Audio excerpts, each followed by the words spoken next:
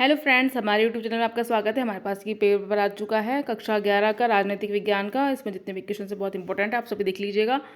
तो आइए हम बढ़ते हैं पहले प्रश्न की तरफ। यहाँ पर पहला प्रश्न है, भारतीय संविधान है लिखित है, अलिखित है, विकसित है या परंपरा आधारित है? हमारा संविधान लिखित है, तो यहाँ पर इसका सही जवाब हो जाएगा। दक्षिणी अफ्रीका में स्वतंत्रता आंदोलन का नेतृत्व किसने किया था? यहाँ पर स्वतंत्रता आंदोलन का नेतृत्व किसने किया था आपको बताना है। क्या हो जाएगा? ऑप्शन बी आपका सही आंसर हो जाएगा, नेल्सन ने इसका किया था नेतृत्व। आगे बढ़ते हैं, भारत में किस प्रकार की कार्य पालिका है? यहाँ पर संसदात्मक इसका सही जवाब हो जाएगा। इसके बाद में चौथा प्रश्न है, भारत की केंद्रीय मंत्री परिषद में अधिकतम सदस्य संख्या कितनी हो सकती है? यहाँ पर ब सही आंसर हो जाएगा, 15% इसकी अधिकतम संख्या हो सकती है। पांचवा प्रश्न है, सर्वोच्च न्यायालय के न्यायाधीशों की नियुक्ति कौन करता है? सर्वोच्च न्यायालय के न्यायाधीशों की नियुक्ति करता है सुप्रीम कोर्ट के जजेस की राष्ट्रपति। यहाँ पर इसका सही आंसर हो जाएगा सर। अस्पष्टता का अंत संविधान के किस अनुच्छेद में किया गया है? अनुच्छेद 17 इसका सही आंसर हो जाएगा। इसके अलावा 7वां क्वेश्चन है, 73rd संविधान संशोधन का संबंध है किससे है? पंचायती राज, नगर पालिका, विधान परिषद, मंत्री परिषद। यहाँ पर इसका सही आंसर पंचायती राज हो जाएगा। 8वां प्रश्न है, भारतीय संविधान में संशोधन किस अनुच्छेद के आधार पर किया जाता है? सबको पता होगा, ये बहुत इंपॉर्टेंट अनुच्छेद है, अनुच्छेद ब। यहाँ पर ऑप्शन बी अनुच्छेद 368 संविधान संशोधन से संबंधित है। ठीक है, आगे बढ़ते हैं। सर्वोच्च न्यायालय ने संविधान के मूल ढांचे में संशोधन सिद्धांत किस वाद के बाद विकसित हुआ है? यहाँ पर इसका सही आंसर हो जाएगा, बहुत इंपॉर्टेंट केस है ये, केशवानंद भारती। इसी से इसमें बहुत सारे मूल्स के जो संशोधन है वो हुए थे। मूल ढांचे का सिद्धांत इसी में प्रतिबद्ध किया गया था। ठीक है, तो यहाँ पर केशवानंद भारती इसका सही आंसर हो जाएगा। 10वां प्रश्न है,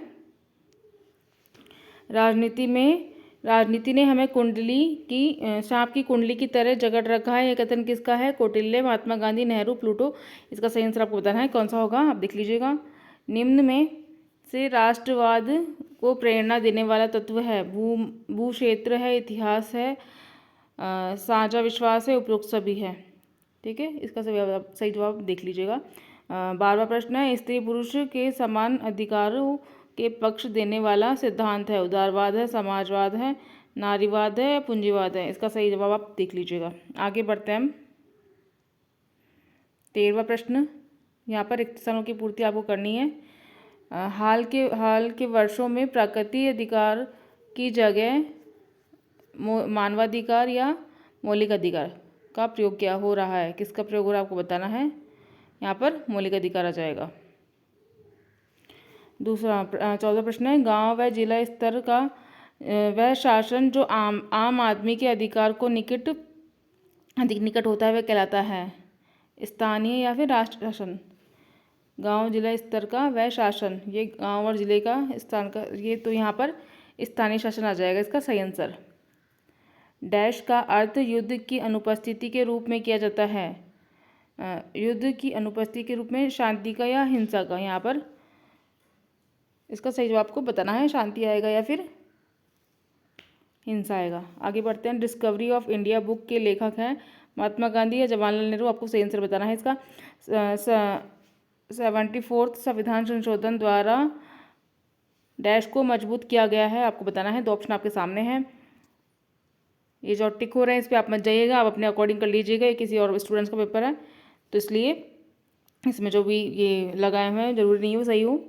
गांधी जी द्वारा लिखित पुस्तक है रिपब्लिक है या हिंदू स्वराज है? आपको बताना है। आगे बढ़ते हैं हम, अति लघुरात्मक प्रश्न है ये। पहला प्रश्न है, अवसरों की समानता से क्या तात्पर्य है? अवसरों की समानता आपको बताना है, क्या तात्पर्य है इससे? अनुच्छेद 14 में बताया हुआ है इसके बारे में, तो आप डिटेल्स में उसके बारे में देख लीजिएगा वहाँ पर। मतदान का अधिकार किस प्रकार का अधिकार है? मतदान का अधिकार आपको बताना है किस प्रकार का अधिकार है। ये मौलिक अधिकार तो बिल्कुल भी नहीं है, इसके अलावा ये दूसरा अधिकार है, तो आपको बताना है कौन सा अधिकार है। इसके बाद में हम बढ़ेंगे आगे। फ्रांसीसी क्रांति का नारा क्या है? 22वां प्रश्न है, कौन सा राष्ट्र अपने नागरिकों की निष्ठा प्राप्त नहीं कर पाता? न्यायाधीशों की हटाने की प्रक्रिया क्या कहलाती है? महाभियोग कहलाती है। इसके अलावा आप देख लीजिएगा उसको हटाने की प्रक्रिया। भारतीय संविधान सभा का निर्माण किस योजना का प्रतिफल था। 2500 प्रश्न लघुत्रात्मक प्रश्न, 2 नंबर के प्रश्न ये सभी, और जो मैंने बताए थे अभी वो सभी 1 नंबर के प्रश्न हैं। आपको प्रश्न कोई भी नहीं छोड़ना है, आपको सभी प्रश्न करने हैं। UNICEF यूनिसेफ का पूरा नाम क्या है आपको बताना है। राष्ट्रवाद किसे कहते हैं आपको बताना है। नगर पालिका के 2 कार्य बताइए। पंचायती राज के 3 स्तर कौन कौन से हैं आपको बताना है। स्वतंत्रता का अर्थ बताना है। धर्मनिरपेक्षता का अर्थ बताना है। आतंकवाद के नुकसान बताने हैं। स्थानीय शासन किसे कहते हैं आपको बताना है। प्रधानमंत्री की नियुक्ति कैसे की जाती है आपको बताना है। 34वां प्रश्न है, जनहित याचिका क्या है। पब्लिक इंटरेस्ट लिटिगेशन इसको बोलते हैं। 3 नंबर का प्रश्न ये आप देख लीजिएगा। राज्य चुनाव आयुक्त के 2 कार्य लिखिए। 36वां, सांझे विश्वास को स्पष्ट कीजिए। शांति के मार्ग में आने वाली किन्हीं 2 बाधाओं को समझाइए। 3 नंबर का प्रश्न है। अल्पसंख्यक किसे कहा जाता है आपको बताना है।